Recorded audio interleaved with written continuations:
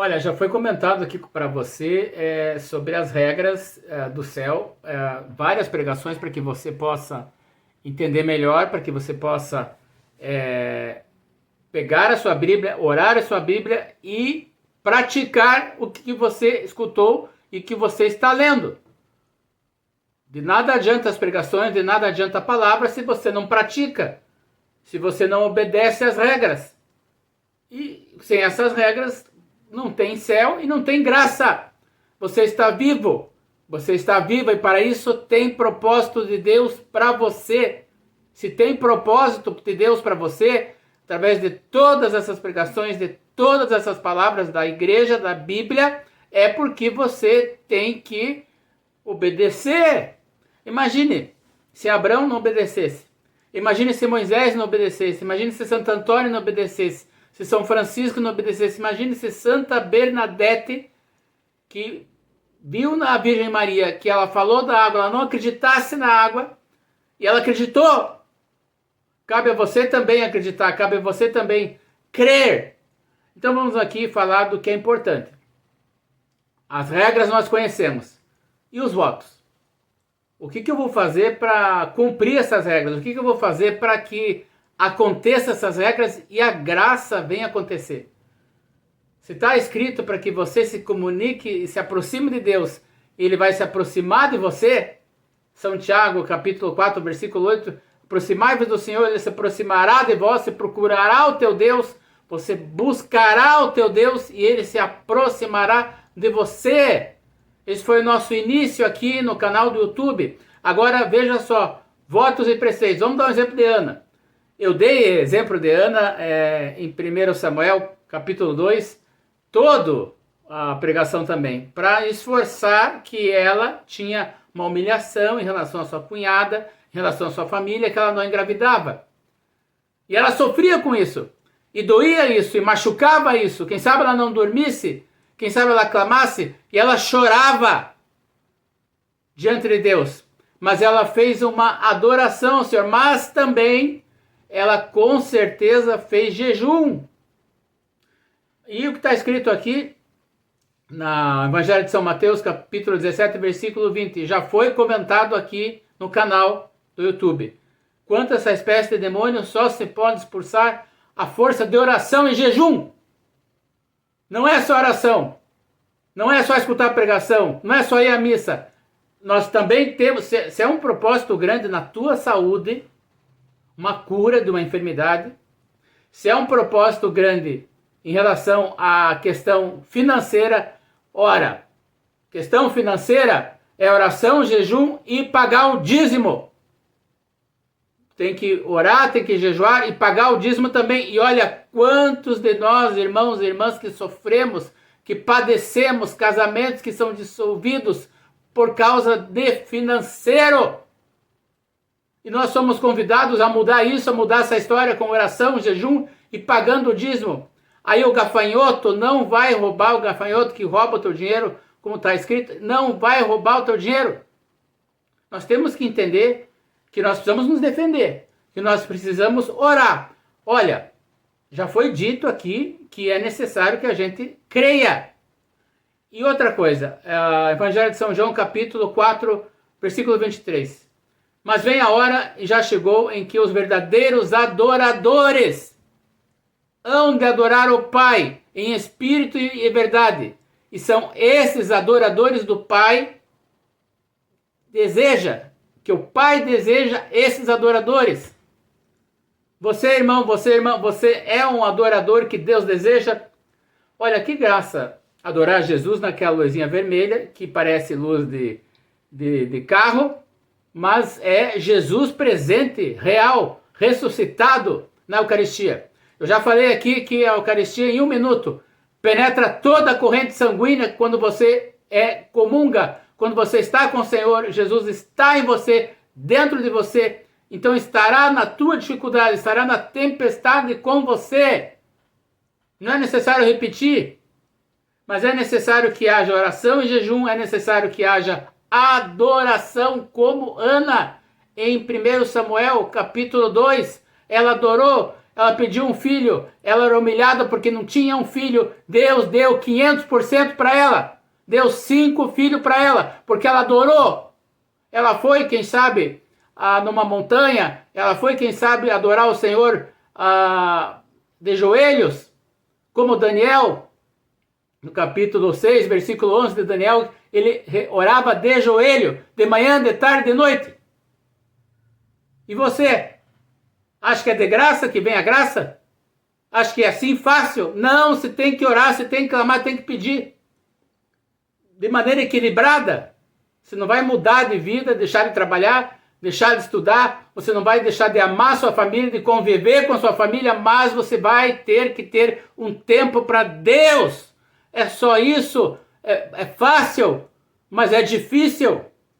Olha, várias orações que nós ensinamos, inclusive a questão do exorcismo, a consagração a São Miguel Arcanjo também, a oração do Terço da Misericórdia, por exemplo, é difícil de orar. Nós somos convocados a orar, mas sentimos dificuldade, sentimos opressão, porque vem telefonema, vem visita, tudo para você não orar. Renuncie ao inimigo e faça o contrário e ore. Pratique a oração. Peça ao Senhor. É a tua graça, é o teu milagre e seja portador dela, mas busque ela. Corra atrás do céu. Busque essa graça, mas com os preceitos e votos e regras que nós estamos aqui falando. E olha que vem aqui a palavra para você. 1 Samuel, capítulo 2, versículo de 1 a 10. Ana procurou esta prece. Exulta meu coração no Senhor, nele se eleva a minha força, a minha boca desafia os meus adversários, porque me alegro na vossa salvação. E ela se alegrou na salvação, ela recebeu a graça, então receba também. Seja portador como Ana, porque Deus ouviu Ana e vai ouvir você também. Você é filho, é filha, amado e amada. Vai ouvir você também. Mas é preciso obedecer as regras, é preciso obedecer os votos e os preceitos que você fez. Olha, também é importante essa oração de 1 Samuel, capítulo 2, versículos de 1 a 10, a oração de Ana. Você pode fazer a oração de Ana, você pode todo dia orar a oração de Ana, você vai gastar 2 minutos, até menos que isso, ou quem sabe um pouquinho mais, mas vai orar, vai clamar, vai pedir. Oração bíblica. Olha, e vamos dar mais opções para você. Daniel 3, de 26 a 45 e depois de 52 a 90. Olha, falamos aqui dos 3 jovens que foram à fornalha ardente, ao fogo. O anjo desceu com eles no versículo 49 do capítulo 3 e o fogo não atingiu os jovens. E esse fogo está te atingindo? Está te queimando? Então peça a intercessão do arcanjo Miguel. Ore, está aqui uma opção de oração, Daniel, capítulo 3, versículo 26 a 45, 52 a 90, para você orar como aqueles 3 jovens. Eles primeiro estavam orando para que o Senhor estivesse com eles no fogo. E Deus esteve com eles, mandou o anjo maior, que eu creio na minha ótica, que foi São Miguel, que foi junto. E depois eles fizeram um louvor do versículo 52 ao 90, um grande louvor. Eles exaltaram, eles clamaram ao Senhor e depois exaltaram, louvaram ao Senhor. É um ato de louvor. Ao mesmo tempo que você está pedindo, você já está louvando, bendizendo ao Senhor, porque você crê na graça, acredita na graça. Então creia de verdade, acredite de maneira real, porque Deus é mais, porque você é amado e amada. Receba essa graça. O amor de Deus está com você. Você não é qualquer uma, eu repito. Deus te ama. Deus te deseja. Deus quer estar com você, quer te dar a graça, mas nós precisamos merecer essa graça. E olha o que diz aqui no Salmo 65, capítulo 13. Capítulo 65, versículo 13. É, pois, por holocaustos que entrarei em vossa casa, pagarei os votos que fiz para convosco. Veja bem, você tem que fazer os votos e pagar. Eu vou orar, eu vou me confessar, eu vou jejuar, eu vou à missa. Missa é importante porque é Jesus que está vivo e ressuscitado e vai estar dentro de você em toda a tua corrente sanguínea. O próprio Jesus. Isso é uma graça. Isso é poderoso. Então, tá aí os votos e os preceitos para que você receba essa graça e para que você possa ser portador da graça. Nós temos aqui mais palavras para você, mas é interessante nós recapitularmos aqui em relação aos votos. Você pode fazer oração bíblica, oração em jejum, você vai fazer adoração. Olha, 5 minutos com Jesus. Depois da missa, antes da missa, 5 minutos no sacrário. Ore, clame, Senhor, eu preciso de ajuda. Senhor, eu estou padecendo. A minha barco está caindo, o mar está absorvendo, a água está absorvendo, está entrando em minha vida, me ajuda. Senhor, Tu és misericórdia, Tu podes, Senhor, me ajudar. Eu não sei se eu vou aguentar esse problema é maior do que eu, misericórdia, clame, peça e receba a graça. E dê testemunho aqui no YouTube, no nosso WhatsApp, fale do testemunho. Fale que você está orando. Fale se você tem dúvidas. Nós estamos à disposição. E eu quero aqui ressaltar a adoração a Jesus e também a missa, que é importante, e também a questão de você estar com todas essas armas para que você possa ser portador da graça. E são armas poderosas. Eu dou testemunho de armas poderosas, de Deus fez milagres em minha vida. Vou dar um exemplo aqui.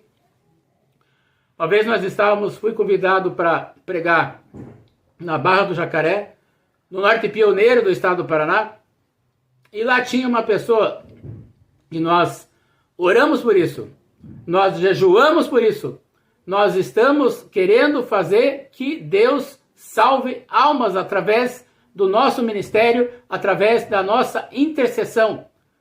Por que não ajudar a Jesus a matar a sua sede se ele tem sede de almas? Santa Faustina escreveu no diário dela. É importante entender que para isso que nós servimos. Por que não ajudar um irmão, uma irmã, ensinando uma oração, convidando ele para ir na missa e ajudando essa pessoa? Por que não? É graça para você também. E vale a pena entender que nós, indo para a Barra do Jacaré, eu vi um senhor que ele estava com 2 muletas. E essas muletas, no final da missa, o Senhor me colocou ao coração, ore por esse homem. Isso era final de uma missa de domingo, o retiro tinha acabado, o povo queria ir embora, o padre estava encerrando a missa, e eu falei para uma namorada que eu tinha na época, que foi comigo. Será que eu vou orar para esse homem que Deus me falou? Não, o retiro está acabando. A missa está acabando. Você vai estragar tudo. Não vá. Olha, discorde do inimigo e faça o contrário. Eu peguei e fui, falei com o padre, falei com o coordenador, vamos orar por aquela pessoa. Porque Deus quer curar aquele homem. Aí foi orado, o padre orou, os servos oraram, houve um grande clamor de oração, o povo inteiro orou por aquele homem com as muletas, e daí eu pedi para que esse homem, orei nas pernas dele, e senti as veias da perna dele tremulando sobre a minha mão, e daí falei para o padre, acabou, o Senhor já fez a graça. 2 ministras pegaram o homem de um lado e pegaram o homem do outro, e foram andando sobre o altar, fazendo um círculo, carregando o homem. As ministras foram a muleta para o próprio homem. Eu falei, tira essas muletas daí. Tira as ministras, o homem tem que andar sozinho. É por isso que nós oramos. Não foi apenas para que as ministras acompanhassem. Qual é a diferença de andar com muleta e andar com as ministras? Com todo o carinho pelas ministras. Elas queriam ajudar. Mas não era o momento. Então, o homem andou sozinho em círculo pelo o altar. Aquele clamor, aquela apoteose, aquelas palmas, e ele saiu com as muletas nas costas.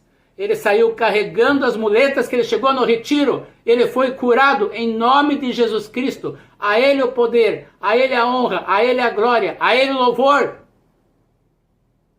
Então nós temos que louvar o Senhor. Por que não orar por alguém que está doente? Você pode ser portador dessa graça de cura para o seu pai, para a sua mãe, para o seu filho, para a sua filha, para o seu esposo, para a sua esposa. Ore, clame por ele, imponha as mãos sobre os seus familiares. Quantas vezes impus as mãos sobre a minha esposa, sobre o meu filho? Impus, os abençoei, porque você tem poder de bênção sobre a tua família. Creia, essa é a verdade, isso é real e isso pode acontecer com você também.